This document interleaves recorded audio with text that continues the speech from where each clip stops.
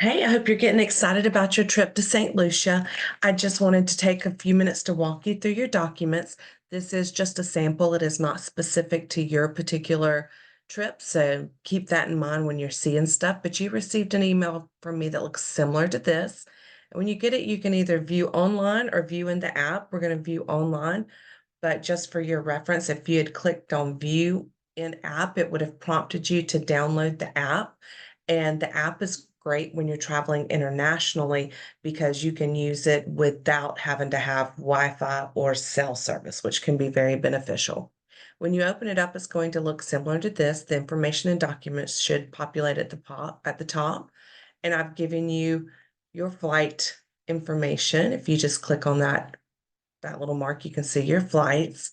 And then also if you click on the paper clip here, you can see the sample of well, this is a sample. You'll have your actual documents of everything that you need for your travel. And if you've purchased travel protection, I've given you information right here for that. It could be through the supplier we used, or it could be through Leisure Care. So if it's Leisure Care, I've given you a link to see the policy and phone numbers that you need to call, etc. All right, so if you do have any issues, always try to contact me first. If for some reason you cannot get in touch with me, I have given you a 24/7 phone number. I've also given you information about St. Lucia. So be sure to take your time to read through this. It's going to have some great tips and stuff, tips and resources for you, as well as some good safety information, safety and security. I was going to get that real quick. Yeah, personal safety. So you want to be sure to read through that section for sure. So pay attention to that in particularly. And then, just pay attention to all of it. There's some good tips in here, and it'll answer a lot of questions that you might have. If you happen to have gotten fast track, I've given you information about how to handle that. I've also given you some more information here about St. Lucia. So just be sure to read through all this. Talk to you about um, traveling on an airplane and some tips you need, as well as the mobile passport app, which I'll go over that in a minute. And also I've given you the U.S. Embassy's contact information. I don't think you'll need it, but just in case, I've given it to you. Also, let's see. This is some more information for you. I know it's a lot of information. I should probably take that out. That's double. Um, there are currently no COVID protocols, so no vaccines or testing required for St. Lucia. There is an electronic entry form that you need to fill out. So you'll just click on that link and you can start filling it out 3 days prior to arrival. So 3 days before you leave, just go in and fill out this form real quick. Doesn't take you but a few minutes, but make sure that you have your passport and your flight information. And also you might need a picture of yourself and your travel companions, so just be aware of that. I've gone over the identification that's required for travel, which for St. Lucia is a passport book that has at least 6 months of validity at the end of your trip. If you're staying at a resort that has restaurants that require dining reservations, I recommend that you do that as soon as you check in at the resort. Just go ahead, get checked in, then ask for the dining desk, wherever it might be. Go there and make your reservations for dining. A lot of times these restaurants will fill up. I've gone over luggage fees with you. If by chance, not if, you will be charged luggage fees unless you have some kind of status with an airline. And all of that depends upon which airline and where you're going. So I can't adequately quote that for you. The mobile passport app for arrival in the US, the picture's not there for some reason. Be sure to download it. It's going to help you get in and out of customs faster. So just go onto your App Store, Google Play Store, download the mobile passport app, and then go ahead and get it set up before you leave. So, because it's going to want like a picture of your passport and your general information, like your passport issue date, expiration date, that type of stuff. So go ahead and get it set up.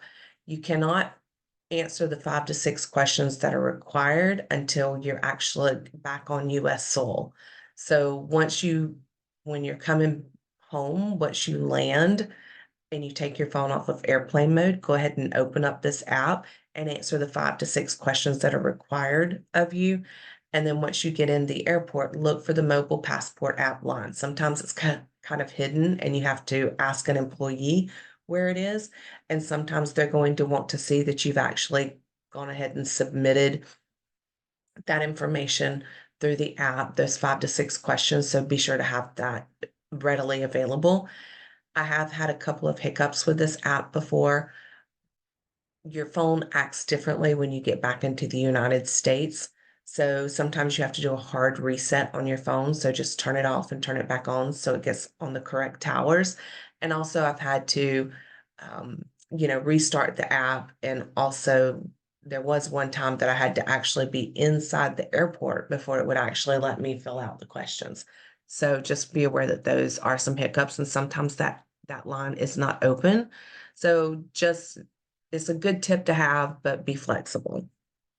And then I've given you a link with customs and duty information if you plan on buying anything overseas or abroad.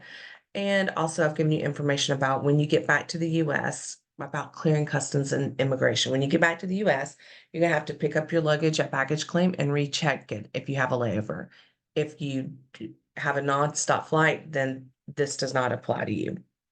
But when you get your luggage, this is a great time to put any alcohol that you purchased in a duty-free store in your luggage. If it's an odd-shaped bottle or thick glass, it may not pass security and TSA will confiscate it. So if that particular bottle will not fit inside their little scanner, they'll confiscate it and you won't be able to keep it. So what I do is once I get my luggage and baggage claim, before I recheck it, I take a few minutes to go ahead and put that inside my suitcase because then it doesn't have to go through the screening process. So be sure to read through all that. Of course, flight delays and cancellations are a real thing, so be aware of that. And I've given you information on who to call. If you encounter any issues with your flights, talk to the gate agent. They have the most power. Once you start traveling, I really my power is kind of minimal. So you're going to have to be your own best advocate. Remember to be nice. If your flights get majorly delayed to a point where you miss a connecting flight or it's canceled, let me know. Sometimes I can help you, sometimes I can't, but the gate agent really does have all the power.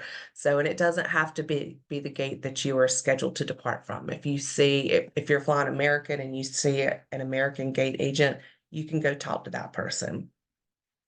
And I do recommend that you request a hotel or food voucher if necessary. I mean, if it's a minor delay, no big deal. But if it's a pretty big delay and you're going to have to buy a meal or get a hotel, ask the airlines for those vouchers. They don't have to give them to you, but they're usually pretty good about doing that. You can also request a seat upgrade or a lounge access voucher. So just be aware of that. And of course, you catch more flies with honey than you do vinegar. So be nice. And be sure to save all of your receipts if you have insurance so that we can make an insurance claim if it's warranted. And if you can get in writing why the flight was canceled or delayed, that will be important as well. And if you happen to encounter any issues at the resort, go to the front desk immediately, talk to them, and they'll resolve it. It's easier for us to handle things in destination rather than once you get back. So, and I promise you, they want you to be happy. So just go talk to the front desk and give them the opportunity to correct anything that you're not happy with. I've given you information on how to dial international phone numbers. And I've also given you a well-being travel checklist. This will help you stay safe while you're traveling. So just read through that. I've also got that printed out and we'll include it in your document packet. I do recommend that you get COVID tested before beginning your vacation just so that you don't have any surprises. And now we're to the fun stuff, the actual trip. So for all flights, you have to check in online for your flight 24 hours prior to your flight. So in this particular situation, you would go to aa.com, do your online check-in, and then they will populate a QR code for you to get on and off the plane. I don't trust my phone, so I always get a paper ticket. The way to do that is when you get to the airport and you're checking your luggage, just ask the agent to print you a boarding pass and they will print a boarding pass for you. I've had my phone go black in an airport before, and I was very thankful at that moment that I had my paper boarding pass. You need to be at the airport 3 hours prior to your flight. You could be denied boarding if you're not checked in at the airport at least 90 minutes prior to your flight. In this particular situation, this flight is leaving at 5:30 a.m., so they needed to be at the airport at 2:30. However, A lot of the smaller airports, their security does not open until around 4 a.m.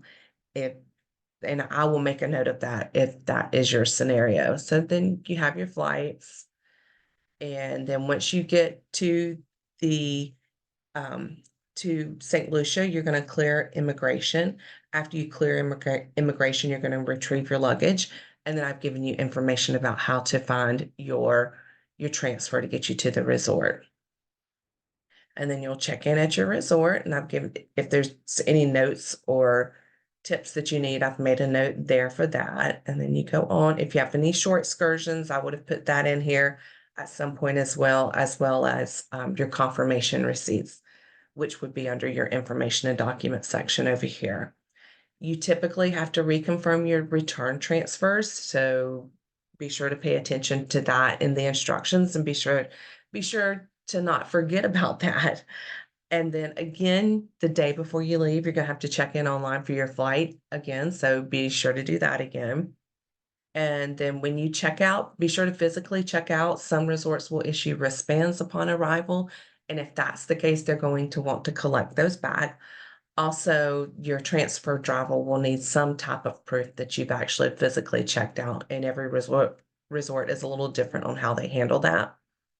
And then you'll have your transfer to the airport. And remember, you should have reconfirmed your transfers already. In St. Lucia, you can anticipate a return transfer of about 5 hours prior to your flight because it's a good little trek to get back to the airport. Then you have your return flights, and then it's back to reality the next day. So after reading through everything, if you have any questions, don't hesitate to call me. At this point, it's better to call me than text me. And I hope y'all have a great time. Let me know if you have any questions. And well, y'all just have a great time.